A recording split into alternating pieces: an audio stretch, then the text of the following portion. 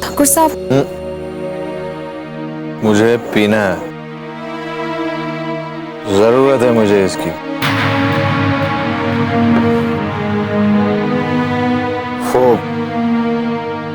वो मनूस मेरे इर्द गिर्द घूमती रहती है।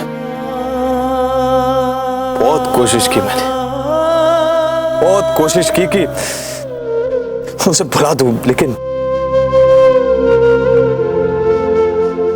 मैं भी एक नई जिंदगी की शुरुआत करना चाहता हूं रसा, लेकिन जहर की तरह वो इस जिंदगी में घुल गई है। देखो, आज तुम मुझे पीने से रोकने की कोशिश मत करना। मैं अट्ठे आपको पीने से रोकने वास्ते ना खड़ी। हाँ तो फिर जाओ, जाकर सो जाओ, जाओ जाओ।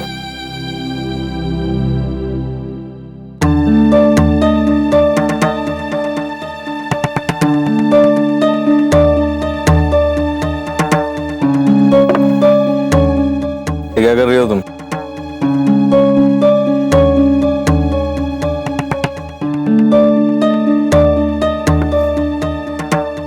अरे क्या बोतलें इकट्ठी कर रही हो यहाँ पे? कर क्या रही हो तुम? आज आप कुंवर सा से ठाकुर सा हो गए हैं। अपने खानदान की भलाई, अपने वंश का फैसला, इन सभी को निभाने वास्ते जिम्मेदारी की पगड़ी पहन ली आपने। और जब आप जी भर के दारू पीना चाहो तो जरूर किसी बात का हल निकालने वास्ते ही आपने ये फैसला लिया होगा। मैं आपको पीने से कैसे रोक सकूं? मैं तो बस वो कर रही हूँ जिससे आपके पीने में कोई कमी ना रह जाए।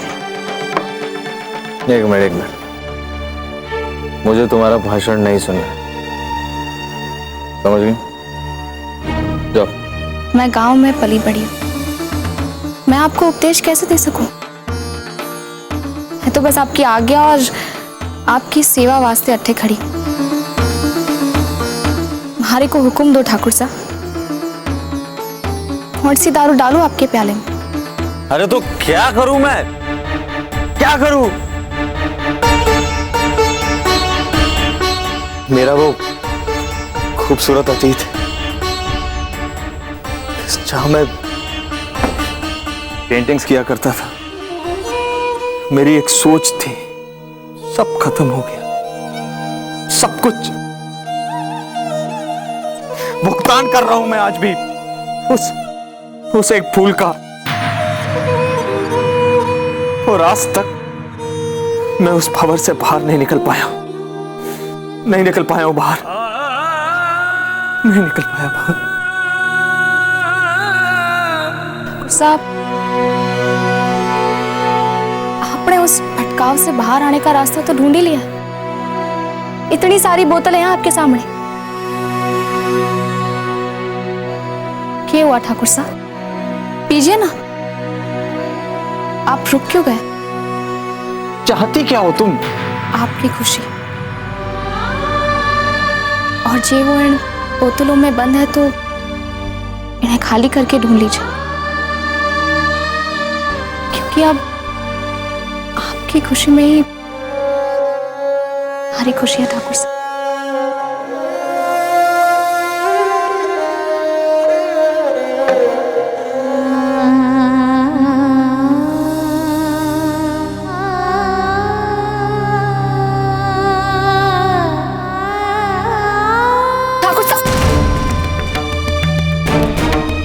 संभालिए।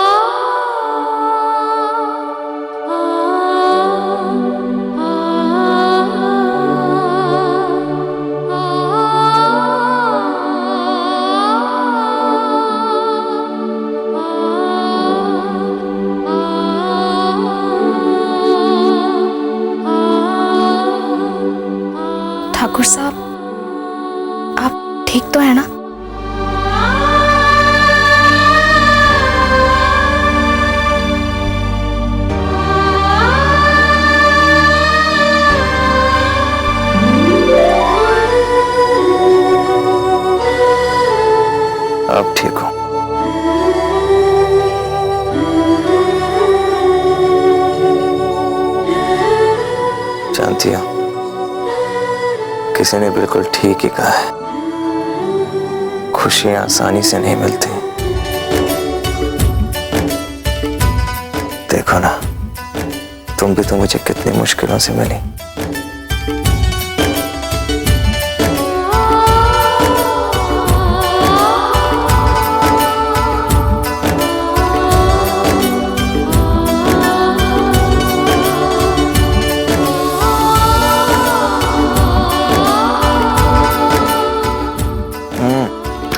सोने दो।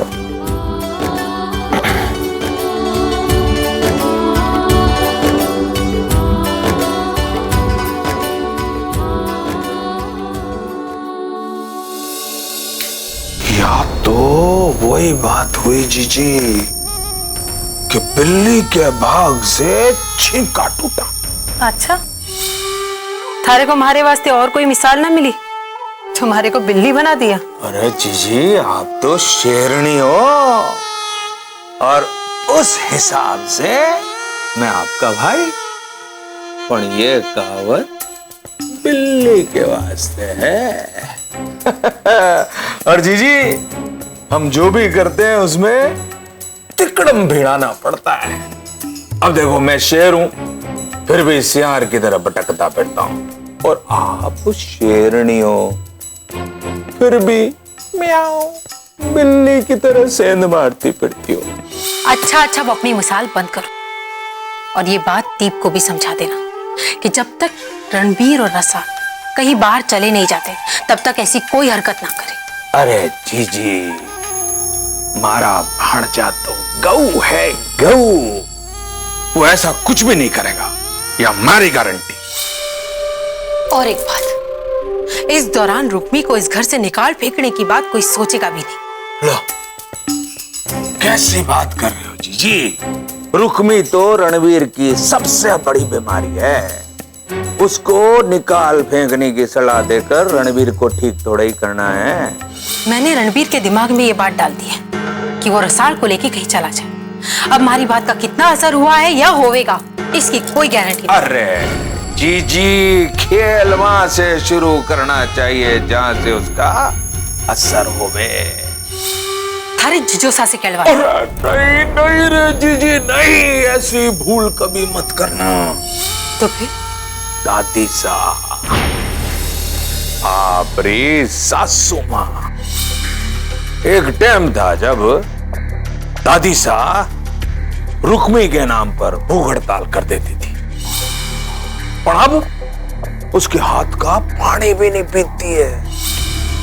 मौका देखकर उन्हें रुक्मी नाम का जहर पिलाओ, और रणवीर और रसाल की खुशी की फिक्र दिखाओ, और रख दो बाहर जाने का प्रस्ताव। वाह सुमेर, थारा दिमाग इतना तेज चलता है, ये बात तुम्हारे को आज ही मालूम पड़ी है। अरे जीजी, पता तो चलिया ना। वो अंग्रेजी में कहते हैं ना, it is never too late.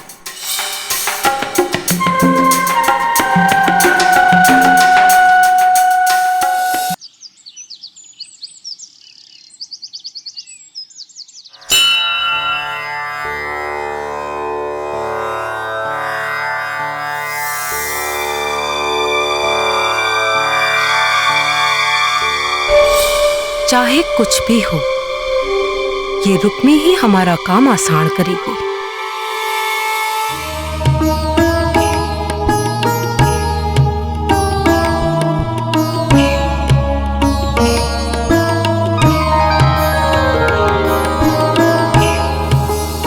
चंचल, कटे को ये माँ साहब, मैं तो घर की सुख शांति के लिए माताजी महाराज से प्रार्थना कर रही थी। आरती ले।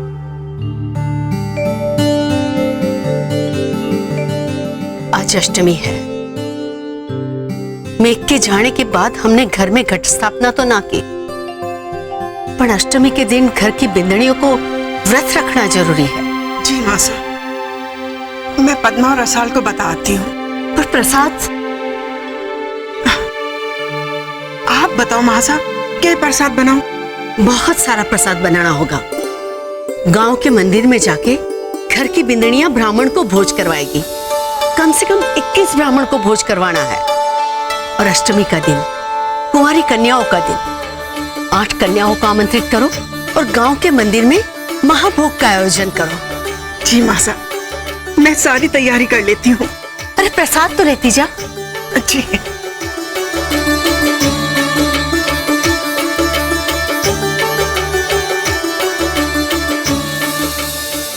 चंचल, अब क्या चल रहा है थारे मन में? अब क्या बोलूं मासा, अब आंखों से देखने और कानों से सुनने के बाद तो मैं चुप रह ही ना सकूं। अब बताएगी बात क्या है? मासा, मैं कह रही थी कि आप रणबीर और रसाल को हनीमून वास्ते कठे भेज क्यों नहीं देती?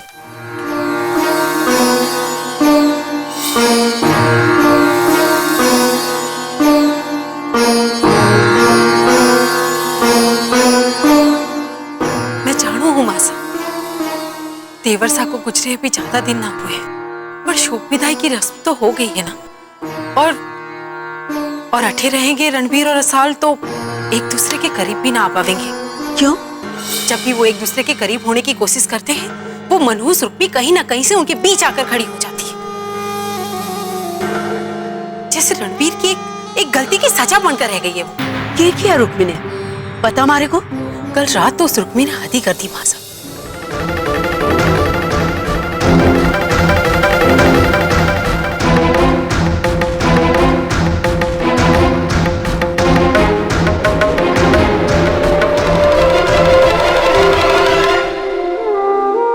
जिंदगी में पहली बार मारे से किसी को पहचानने में भूल हो गई। अरे रुक्मी, अठिया,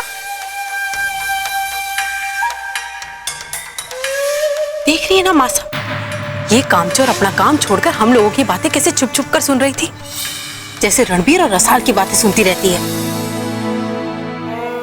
नहीं दादी साहब, वो मैं चुप कर, क्या सुनेंगी मासा थारी बात? कल रात की थारी हरकत का बखान मैं मासा से कर चुकी हूँ। रुक्मी, चाटे से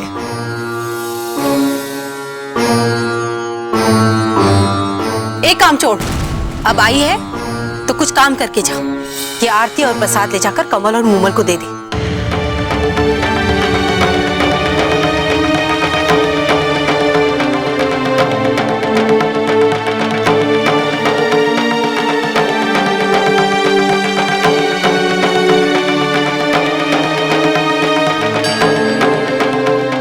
मासा, मैंने आपसे रणबीर और रसाल के बारे में जो बात कही है, आप जरा उसमें ध्यान दीजिए।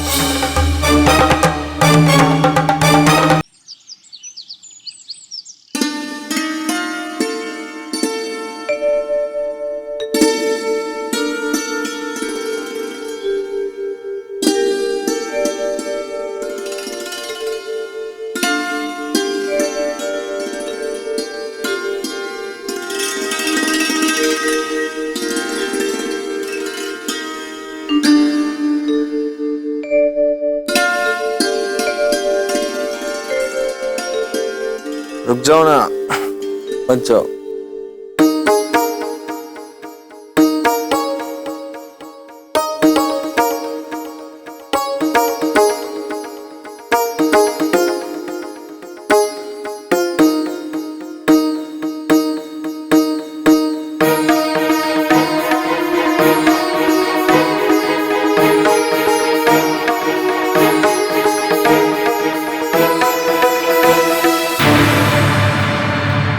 मत जाओ।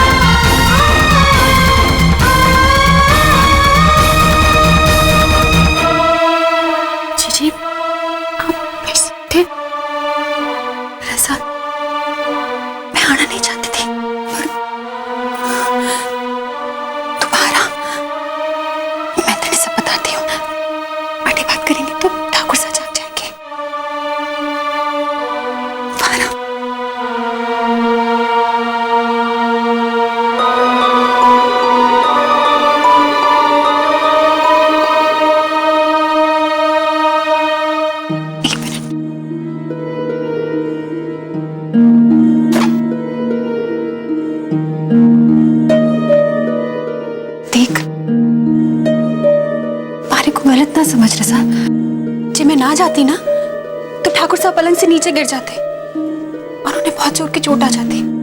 पर मैं तो कमरे में ही थी ना। हाँ, पर क्यों जीजी, क्यों? देख, मैं ये प्रसाद लेकर मूमल और मासा के कमरे की तरफ जा रही थी, तभी मैंने फिर भी अपने बंद दरवाजे से देख लिया कि ठाकुर साहब गिरने वाले हैं। दरवाजा बंद ना था रसाल, थोड़ा सा खुला था। थारे को देखने का समय ना मिला, वरना ठाकुर साहब गिर जाते और उन्हें चोट लग जाती। ठीक है जीजी, मैं आपकी बात मान लेती हूँ। थारे को हमारी बात पर विश्वास तो है ना? हाँ जीजी, अब इससे पहले कि ठाकुर साहब को देख ले या फिर कोई और आपको इस कमरे के आसपास देख ले, आप यहाँ से जाओ। पर रसाल जीजी, कल रात भी ठाकुर साहब ने आपसे कहा था कि इस कमरे के आसपास ना आना।